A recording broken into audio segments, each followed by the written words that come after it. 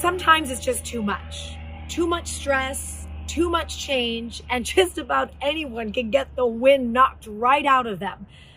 But as I've grown, I've learned to lean into these moments and to say to myself, it's okay not to be okay. I sat down with psychologist Dr. Amir Ramazani to talk about these uncomfortable feelings and what to do to find your balance again. Dr. Ramazani is back. Look what I'm wearing today. Oh, so cool. Be a nice human. Yes. I need this in my life right now. I need this in my life, and I want to share it to everybody. How are you? I'm good. I feel like I need that, especially like on a Monday. You start off your day.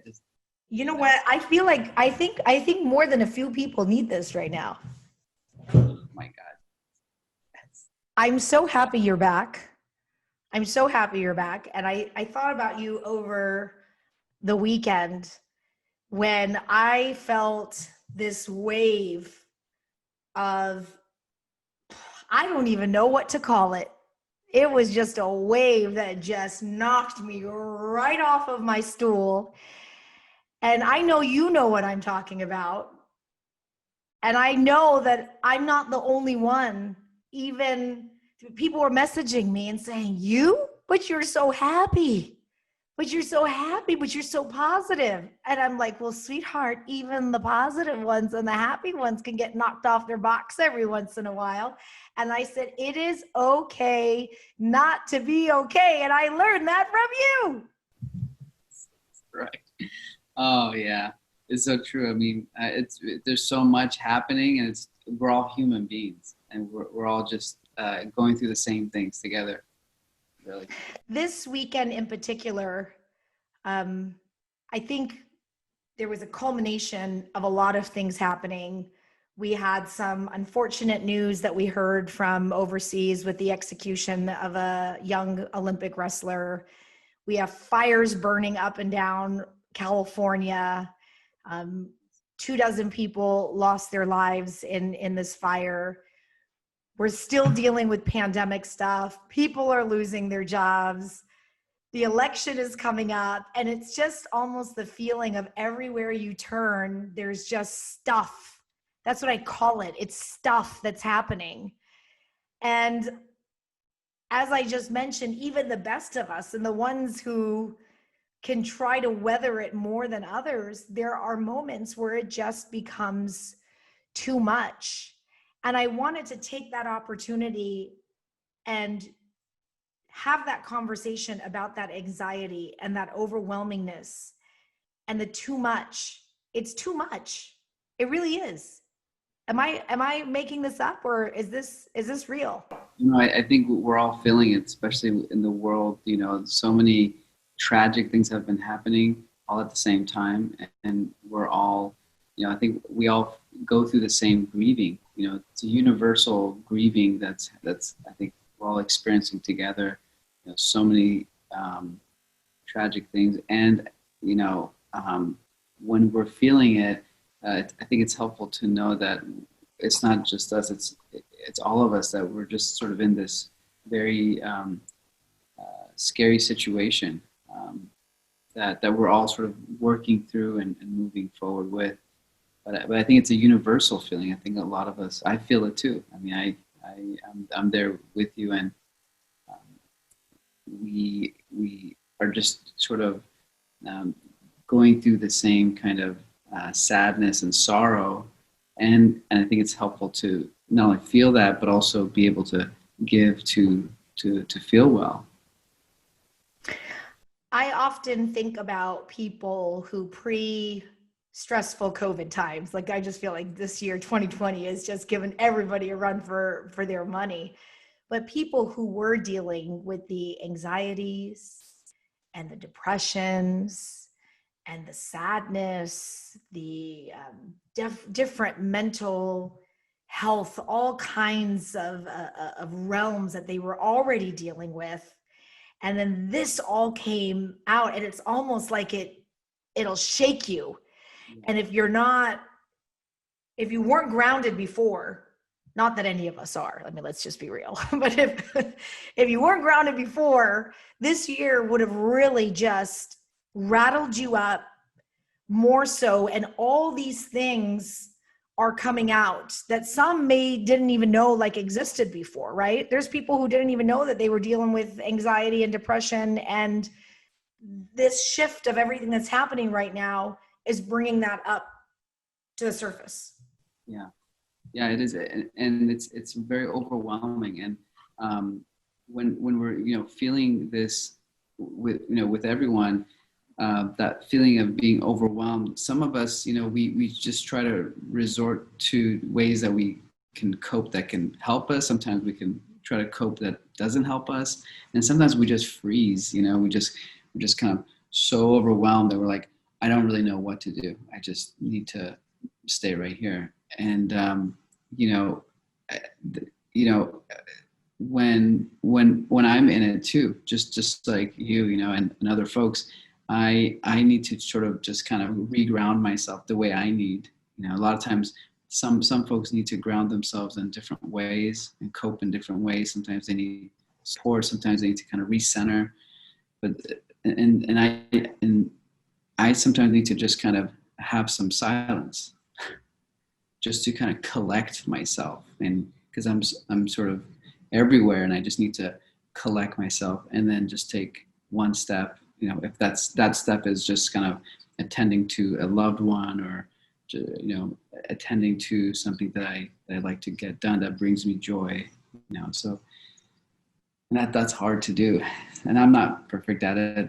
No, I don't think anyone is, but this is something that I think we want to try to first do before we do anything else. Otherwise, we're just on this autopilot. We're just kind of reacting, reflex mode, just kind of what's next, what do I do? And we're just going to burn out, You talk about collecting yourself and having those moments of silence. And sometimes people take that silence of, let me sit in my room and open my phone and stroll and scroll through Instagram and Facebook and see what everybody else is doing. And you think that that's having a you moment. Dr. Amazzani, I did that over the weekend. And I'll tell you, after 30 minutes of being on there, I felt horrible, just horrible. And it wasn't one thing in particular, but I had that moment saying, wait a minute, this can't be the best thing maybe at a time like this. There's a lot going on in here that could be making it worse. Yeah, I think so. That's sort of like the idea of like, how do we cope? Sometimes when we look at our phone, we're, well, let's backtrack a bit. Like I do the same thing, I'm on there, I'm like, oh, let me watch this video. And sometimes it makes me feel good. Sometimes I'm just like, ugh, I don't feel good anymore. But if we kind of, I think, and it's from my experience, and I think maybe you too, is when we sort of track it back, like it starts off by maybe something that we're feeling sad about or just not feeling good about. And then we try to cope. And then me and you we happen to reach for our phone. And that coping that we're doing in that moment, we're really, what we're doing is we're avoiding or we're disconnecting how we're feeling. So the phone is, these things are ways to just, okay, I don't want to deal with this right now. Exactly. It's kind of pushing it to the side. So when we're looking at the phone, there's a part of, at least this is what I sort of believe from my own experience, is there's a part of us that is really needing our attention to attend to. Sometimes when we're feeling certain ways, there's, we can either reach out to other people to feel well, we can reach out to our phone or external ways. But a lot of times I think we ourselves need to attend to that part of us that's not feeling good. So if we were to, and this is us just, as I'm talking about this, I want to practice this even more, So if I am able to, in that moment, just notice, oh man, I'm not feeling good. And the reason why is because I'm really avoiding a part of me. And what I need to do is I just need to actually attend to that part, care for that part, the way I know how to care for other people, just like yourself, how to care for a lot of people, and then be able to bring that caring towards that part of us. And I think that that helps us to begin to open to different possibilities of feeling better versus us kind of being on autopilot where we're like, I don't feel good, phone is in my hand already, Yeah. without even thinking about it. It's just like, boom, I'm already watching a video. And the problem, and I'm sure you would agree to this, is that when that phone opens, yeah, you're excited, you see people cooking and you see people living their life, but somewhere in the back of your mind, whether we want to believe it or not, there's this comparison going on and this fight even for the best of us where our lives are a certain way, and this desire for things to be perfect right now and having to just let that go because that ain't happening. Man, oh my gosh, we're so far from that. Oh boy. I mean, like so far from it, like so far from it. I mean, as I'm talking to you right now, my lungs are still hurting from the smoke. Oh, that's right. That's right. You are in the thick of it with that fire right now.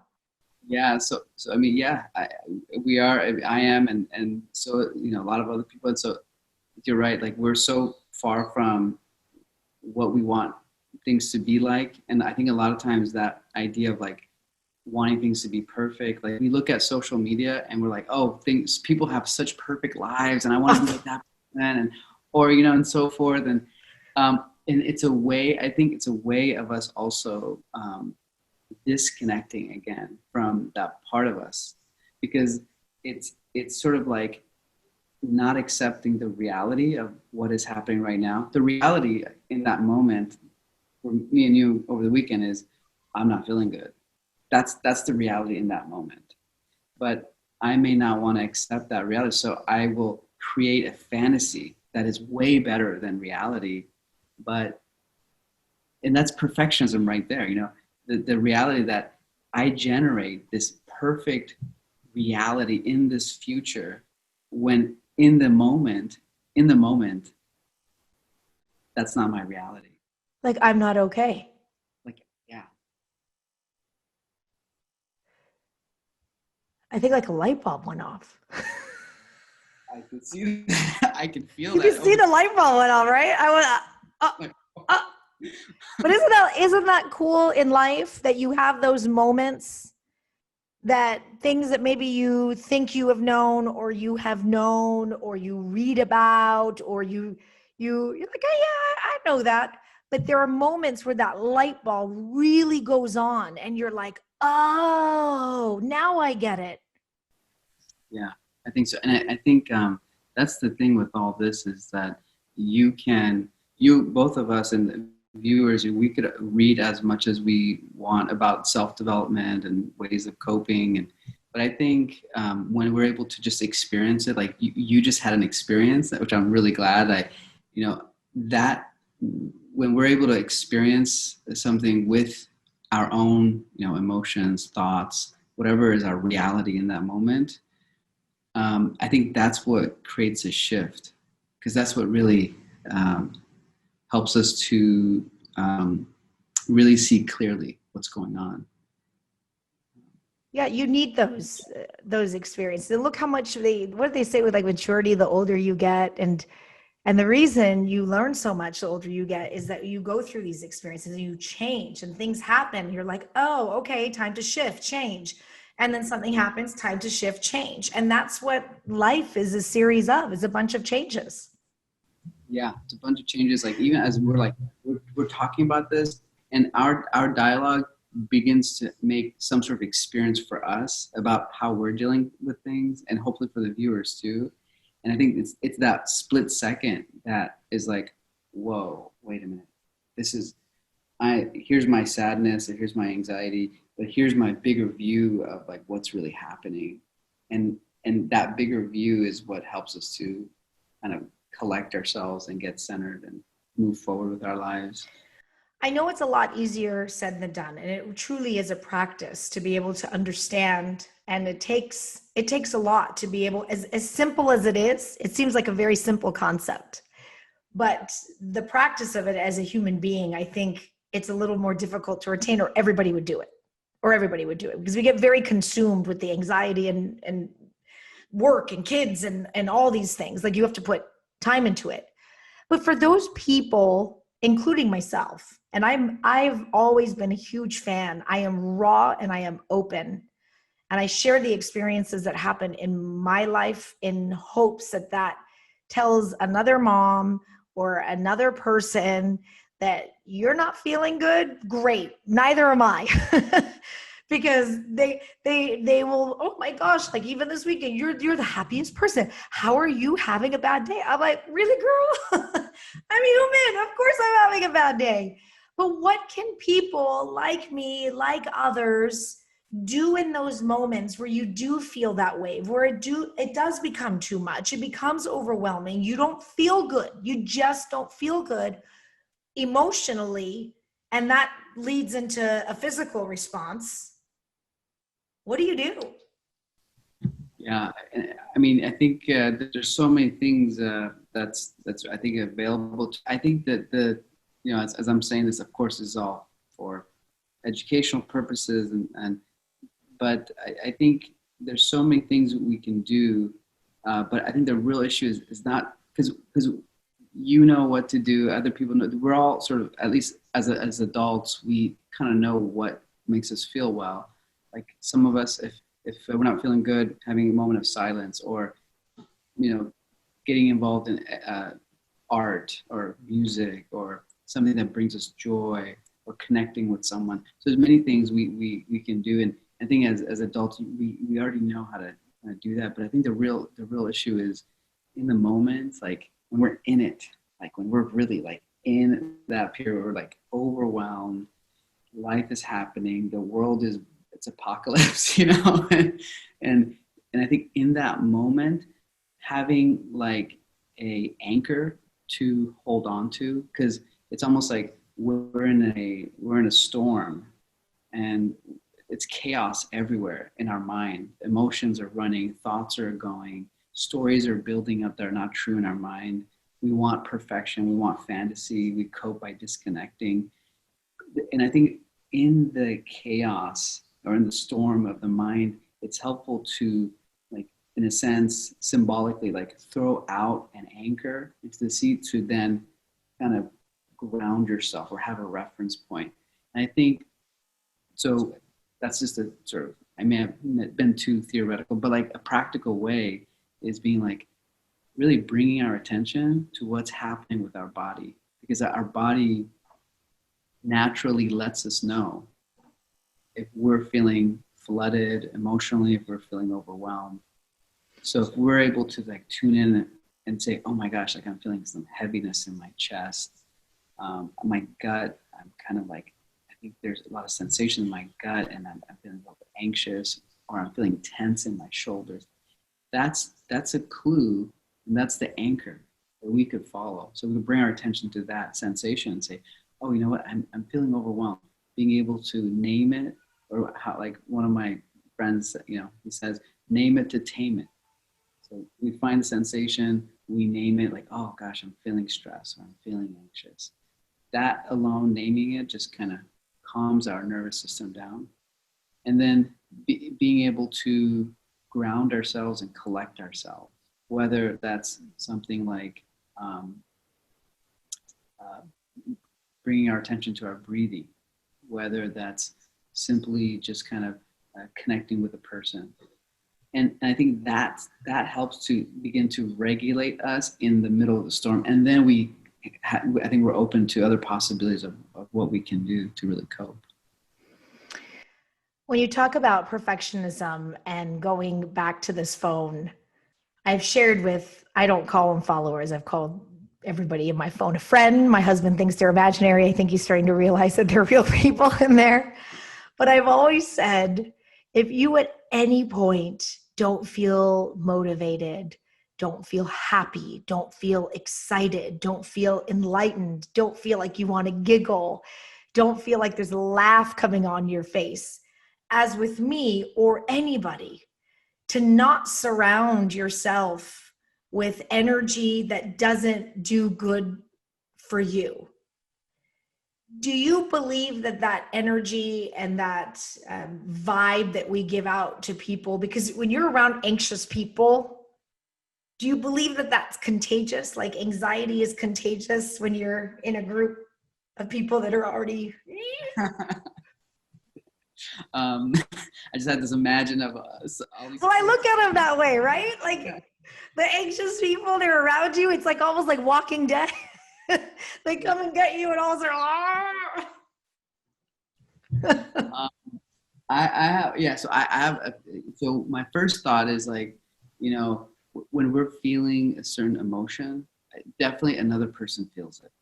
Whatever anxiety, sadness, happiness, joy. So I believe that we're really made in a way where we can connect with other people. Sometimes when we connect, we really feel that person's emotion. If they're feeling anxious, we feel it and we're like, oh my gosh. Especially I think for folks who are very in tuned with people, they need to, I think, know, oh, I'm feeling anxious. This is not my anxiety. I'm going to put this to the side. I need to say that out. This is not my anxiety. Yeah. This is not my anxiety. And then put it aside. And well, in a sense, kind of put it aside so that I think the next thing is so that we can be like, wow, like this person may be feeling a lot of anxiety, and my gosh, I just empathize with this person. But not make it your anxiety. Exactly, yeah. That fine line is really differentiating your feeling from the other person's feeling I think is very important. And then being able to bring some sort of kindness towards that person mentally or however else you generally do, that I think is healing for yourself, because you just carry the weight of someone's emotion, and I think for the other person. So I think that's important, and then I think that's like a day-to-day kind of life where we're interacting with folks. But I think there are some times where some folks who may not be aware of their own suffering, and their suffering consumes a person's life. It really does. Yeah. Like it just kind of, it's a very toxic relationship and abusive relationship. And I think that's when we need more sort of professional ideas to kind of come in play to help the person handle and navigate that kind of relationship. Because there are some folks who really need the other person to create chaos and toxicity. Dr. Ramazani, I think we're in the middle of it right now. I think we went through the beginning of 2020. We're in September, and I think this is the middle. And I really do think in the next few months, it's going to get harder. I think it's going to get harder. What I mean by harder is that we're going to have a lot more challenges thrown our way that we are going to have to navigate through emotionally. We have a big election coming up. We're still dealing with, racial injustice, things that are happening throughout the world. We have a lot that's coming our way. The kids are still out of school, going back in school, maybe going to close down again. You have flu season headed our way. And then you have the holidays. That's already a stressful time for some. I know. I just want to. I'm going to pick up my phone right now. I'm just going to move away. Can I just go like hide under a blanket? 2021, I'll be back. January, I'll see you. What would be your best advice for people as we kind of buckle up for these changes that are coming in the next few months?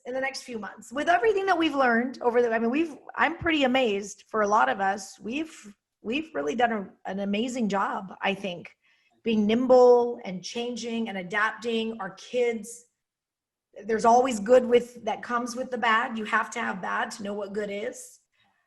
But how would you help prepare the mind, the spirit, like to just get ready for this next wave Yeah. emotionally? Emotionally, yeah. I think I totally agree with you, by the way. I think we've done such a great job, like just seeing the community just kind of grow and folks kind of coming in and providing services, for free and just really trying to help. I think it's very important that we're reminding each other that we're in a state of constant change. Not because there's excuses for other things, but because we all just need to be flexible right now to be able to help one another. So it would be completely unfair if we are using the same standard as before COVID to then apply to now. Because I love that. I love that. Change the standards. Yes.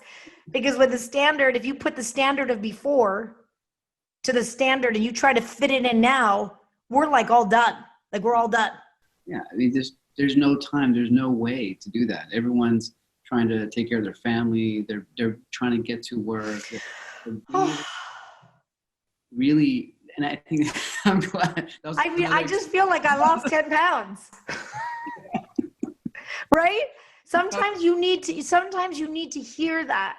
I mean, there's just words, but when you hear it and you hear it from the right person in the right moment, it's almost this like exhale. That's right. That's what I think we need to, especially with the folks who maybe if it's at work and there's certain demands on us, we want to be able to communicate in an assertive way, not an aggressive or passive, but just in an assertive way, really saying, I'm happy to do this. I just want you to keep in mind that I'm doing my best, and we're also during this time, I'm trying to take care of other things. So just bear with me, have patience during this time. And I think that's a way of really communicating what we need. If we don't communicate that right now and request flexibility from other people, sometimes people are just on autopilot. They're just wanting to do the same thing over and over. And I think also just being able to take care of ourselves, being able to, not just because we're a lot of us are caring for a lot of people, family and other folks, but being able to really set aside time to engage in some sort of self-care that has creativity, joy, and this is a time where I think it's totally okay for us to begin to bring the focus inwards. Really, it's almost like we're in a historic time where we are demanded to have good emotion regulation skills to get through, good stress tolerance skills to get through, managing not just our own emotions, but managing other people and what they request of us in a friendly way, kind way, but yet assertive way. So, yeah. And I'm doing it with everyone too. So we're all in it together. We are all in it together. I feel like you were my cup of tea and my croissant. I just had both right here in the past, 30 minutes. And I feel, look at my smile is back. I feel so much better. See what a conversation can do. Dr. Ramazani, high five to you through the computer. You are amazing. Thank you so much. See? Yeah, nice smoothie. Yes. It goes a long way. I appreciate you. Thank you. Thank you. Thank you for having me.